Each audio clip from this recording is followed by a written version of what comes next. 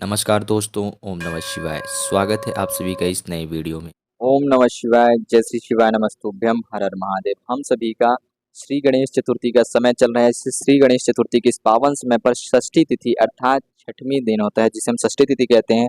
उस दिन का बहुत ही छोटा दुर्लभ सा विशेष उपाय है। किस दिन का उपाय है, ध्यान दीजिएगा। श्री गणेश चतुर्थी के इस पावन अवसर पर षष्ठमी तिथि का बहुत ही छोटा विशेष उपाय है, जो कि शहद की बिंदी अर्थात शहद का प्रयोग करेंगे और 11 दुर्वा का प्रयोग करेंगे। शहद और 11 दुर्वा के प्रयोग से पूज्य गुरु जी द्वारा बताए गए इस छोटे से उपाय को हम सभी करेंगे, जो कि हमारे जीवन से 11 दिनों के भीतर भीतर, यानी कि कहने का तात्पर्य, ध्यान दीजिएगा, 11 दुर्गा वाला ये उपाय 11 दिनों के भीतर भीतर आपके शरीर से सारे रोग, सारे कष्ट, सारे पीड़ाओं को समापन करने की शक्ति रखता है, क्षमता रखता है। गणेश चतुर्थी के इस पावन अवसर पर गणेश जी को याद करते हुए, भगवान शिव जी को याद करते हुए हम छोटा सा उपाय करेंगे, शहद की बिंदी और 11 दुर्गा वाला एक छोटा सा उपाय। तो चलिए जानते समझते हैं कि किस प्रकार से हम अपने जीवन से रोग, कष्ट, पीड़ा जैसी बीमारी को दूर कर सकते हैं। संपूर्ण जानकारी जानेंगे और समझेंगे पूज्य गुरु जी की ही अनुकंपा कृपा से। तो आइए जानते हैं और समझते हैं। लेकिन प्लीज उससे पहले वीडियो को लाइक जरूर करिएगा, और यदि आप चैनल पर नए हैं या फिर मेरी आवाज पहली बार सुन रहे हैं तो चैनल को सब्सक्राइब अवश्य रूप से करिएगा।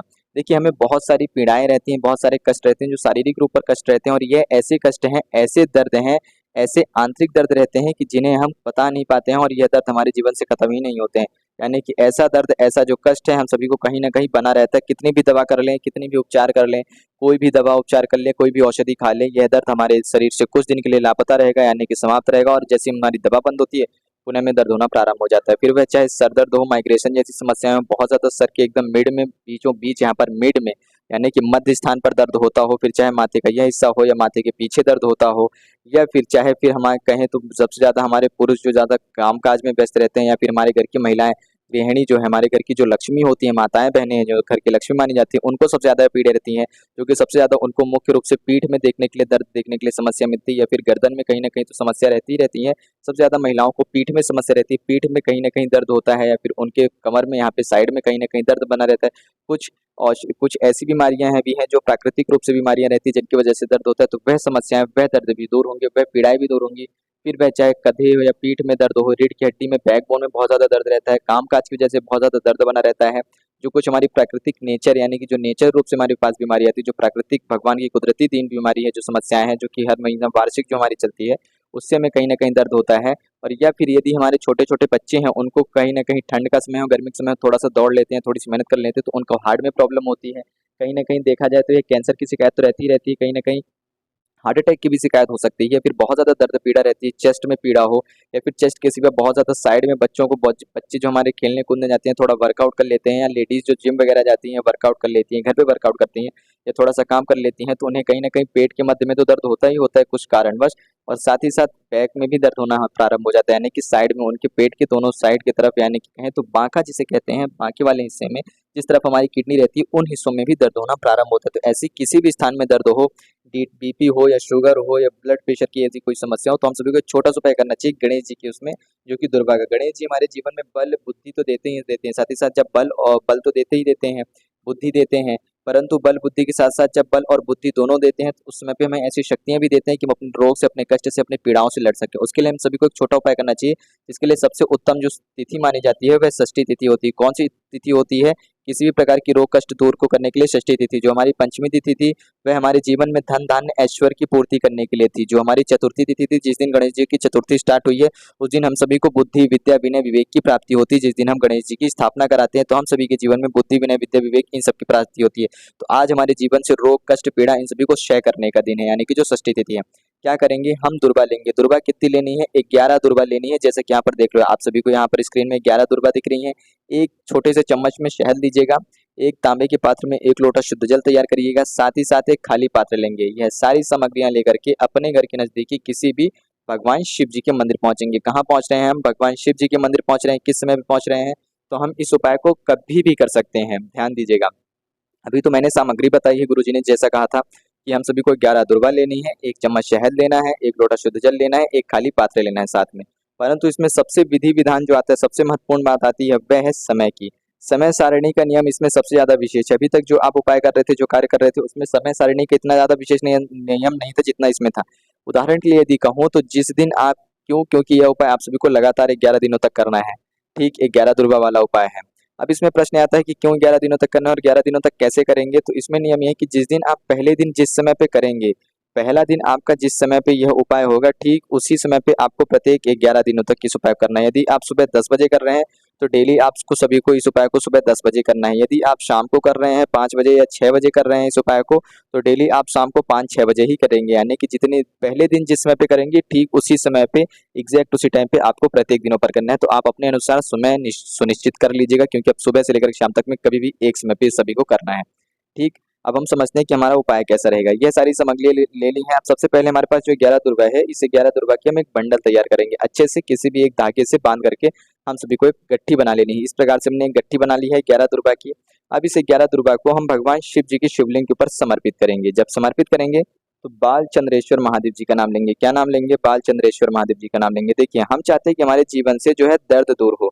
दर्द दूर हो अर्थात हम सभी को शीतलता मिले, शांति मिले, सुख मिले, जो कि चंद्रदेव जी की कृपा से आएगी। चंद्रदेव शीतलता, शांति और सुख के और समृद्धि के प्रतीक हैं। तो हम सभी को बाल चंद्रेश्वर महादेव जी का नाम लेते हुए यहाँ पर भगवान शिव जी के शिवलिंग के पास खड़े होकर के उत्तर दिशा की तरफ अपना मुख करते हुए यह जो 11 दुर्वा की बंडल है, यह 11 दुर्वा समर्पित कर देनी है।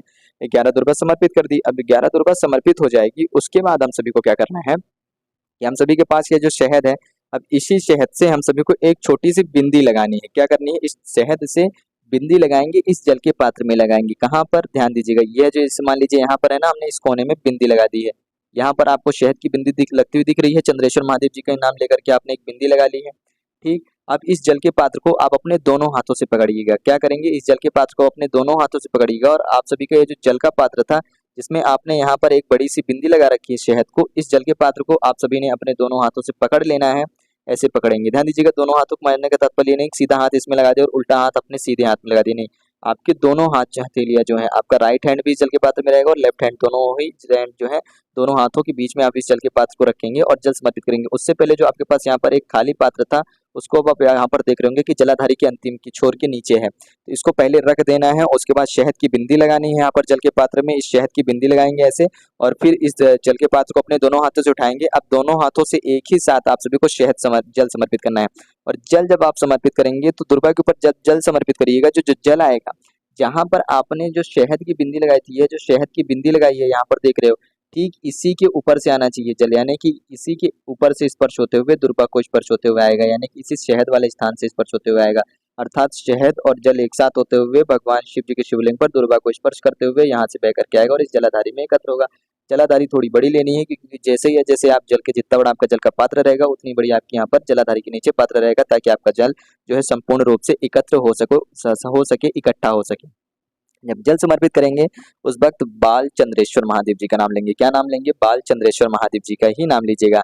मन में एक प्रश्न और होगा आप सभी के कि भैया यह उपाय मान लीजिए महिलाओं को है, वह स्वयं कर पा रही तो ठीक है, परंतु यदि उनको प्राकृतिक कोई बीमारी है या प्राकृतिक कोई उनको समस्या आ गई है, जो कि भगवान की कुदरती समस्या, जिस वजह से वह यह क्रिया या क्रियाकलाप या उपाय नहीं कर सकते, तो क्या करें? यदि आपके हस्बैंड जा रहे हैं इस उपाय करने के लिए आपके लिए और ये सारी सामग्रियां करके उपाय करके ला रहे हैं आपके घर में, तो बहुत अच्छी बात है। अन्यथा आप अपने बच्चे को भेज सकते हैं, आप अपनी बेटी को भेज सकते हैं, आपके भाई बहन के लिए कर सकते हैं। यानी कि इस उपाय को आप स्वयं के लिए कर सकते हैं, साथ ही साथ आप किसी अन्य व्यक्ति के लिए कर सकते हैं और स्वयं के लिए दूसरे व्यक्ति से भी इस उपाय को करा सकते हैं। इस उपाय की सबसे बड़ी सुंदरता यही है कि इस उपाय को कोई भी व्यक्ति किसी के लिए भी कर सकता है, उसकी सादगी के लिए, उसकी सुंदरता के लिए, साथ ही साथ उसके स्वस्थ जीवन के लिए, उसके जीवन में शांति समृद्धि के लिए। अब जैसे ही जल यहाँ पर इकट्ठा हो जाएगा, जो कि शहद को स्पर्श करते हुए, इस दुर्गा को स्पर्श करते हुए जल के पात्र में आया था, और जल समर्पित करते वक्त आपने बाल चंद्रेश्वर महादेव जी का नाम लिया था जब तक जल समर्पित होगा। अब इसके बाद इस जल के पात्र को तो आप ले लेंगे, जो आपने जल इकट्ठा करा है इस कटोरी में, ठीक, इसको ले लिया। साथ ही साथ जो यहाँ पर दुर्वा समर्पित की थी 11 दुर्वा, इस 11 दुर्वा को भी आपने इसी जल के पात्र में डाल करके घर लेकर के आएंगे, और जब घर लाएंगे तो आप बाल चंद्रेश्वर महादेव जी का ही नाम लेंगे। अब घर लाने के बाद आप क्या करिएगा कि जैसे ही घर लाते हैं तो आप स्वयं हैं तो अच्छी बात है, अन्यथा जिस व्यक्ति के लिए लाए हैं उसको केवल एक दुर्वा ग्रहण खिलाएंगे। कितनी दुर्वा खिलाएंगे? तो ध्यान दीजिएगा, उसको केवल और केवल एक दुर्वा आप सभी को खिलानी है। किस दिन? उसी दिन जिस दिन आज जैसे आप उपाय करके आते हैं, घर पहुंचेंगे, उस व्यक्ति को बोलेंगे कि एक दुर्वा वह चबा करके खा ले, और जो जल है, यह कटोरी वाला जल है, यह कटोरे वाला जल, संपूर्ण जल एक बार में पी जाए। यानी कि पहले दुर्वा को अच्छे से, इस एक दुर्वा को अच्छे से चबा चबा करके खा ले, और फिर संपूर्ण का संपूर्ण जल, यानी कि पूरा का पूरा जल वह इंसान पी जाए। और जब पिएगा, ग्रहण करेगा, उस वक्त बाल चंद्रेश्वर महादेव जी का नाम लेगा और अपने जीवन से जो कष्ट है, अपने शरीर से जो कष्ट है, अपने शरीर से जो रोग है, अपने शरीर से जो पीड़ा है, उसको दूर करने के लिए, उसको समापन करने के लिए प्रार्थना याचना करेंगे। इस प्रकार से हम सभी को करना है। यह तो हो गई पहले दिन की क्रिया। अब बचते हैं हमारे पास शेष कितने, यानी कि 11 दुर्वा थी, उनमें से शेष हमारे पास 10 दुर्वा बच रही हैं। अब इस 10 दुर्वा क्या करें? तो आपको पुनः से अगले दिन इस दुर्वा का सेवन करना है।